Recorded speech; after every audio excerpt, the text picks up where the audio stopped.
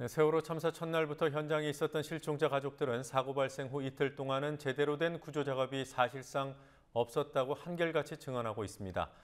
민간 잠수 요원들도 마찬가지라는 소식 전해드렸습니다. 그렇지만 대대적인 구조 작업에 들어갔다던 정부 당국의 발표를 그대로 받아쓴 언론들은 사실과 다른 이야기를 했습니다. 김현주 PD가 보도합니다. 사고 발생 첫날인 지난 16일, 대다수 언론은 구조 작업을 위해 육해 공군이 총동원됐다고 보도했습니다. 특전사 소속 잠수사들과 해군 해난구조대 등이 수중 수색에 나섰다고도 전했습니다. 군도 실종자 수중 수색에 나섰습니다. 스쿠버 잠수사 40명을 포함해 육군 특전사 장병들과 해군 SSU 해난구조대, UDT 특수전단도 투입됐습니다.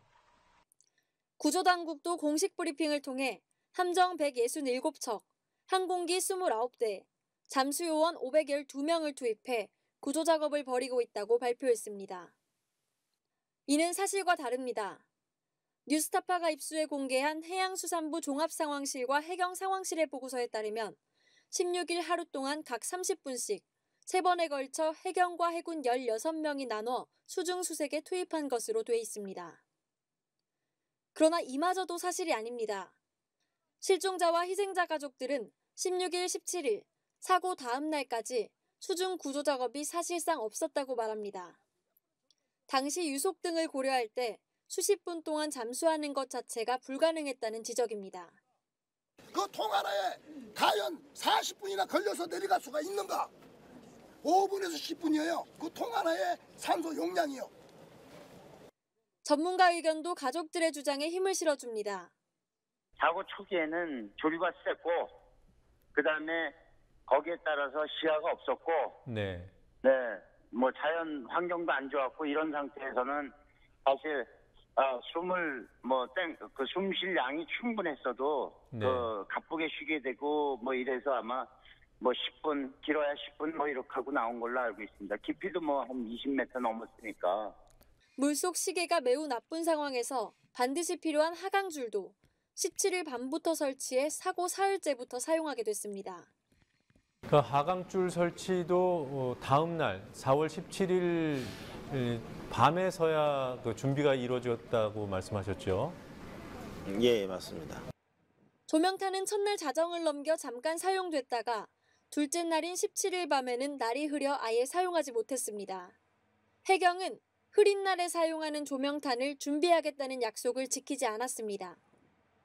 가족들은 본격적인 수중 구조 작업이 시작된 날이 사고 4일째인 19일이라고 말합니다.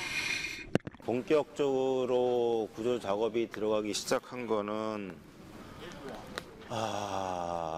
토요일부터 시작이 됐습니다. 가족들의 이 같은 증언에 대해 목포 해경상황실, 목포 해경홍보실, 진도군청 사고대책본부 등 어느 곳도 제대로 답변을 하지 않고 책임을 다른 곳으로 밀었습니다. 관련해가지고는 저희 홍보실에서 다 하고 있거든요. 예, 진도군청에. 진도군청이요? 예, 사고대책본부가 있습니다. 그쪽으로 연락을 하십시오. 그러면 하강줄이 있었나 없었나는 모르시는 거죠? 하강줄 설치 날짜가 여기서 그쪽으로 한번 문의해 보실래요? 그쪽으로. 저희가 언론 대응을 이쪽은 이제 아까 말씀드렸잖아요. 지침이 그렇게 내려왔다고. 이쪽은 지금 전체적인 내용을 취합을 하고 이제 컨설팅을 하긴 하는데, 네네.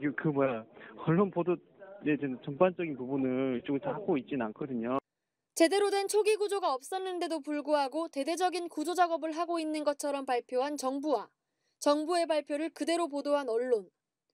실종자 가족들의 분노, 국민들의 불신은 여기서부터 시작됐습니다. 국민TV 뉴스 김현주입니다.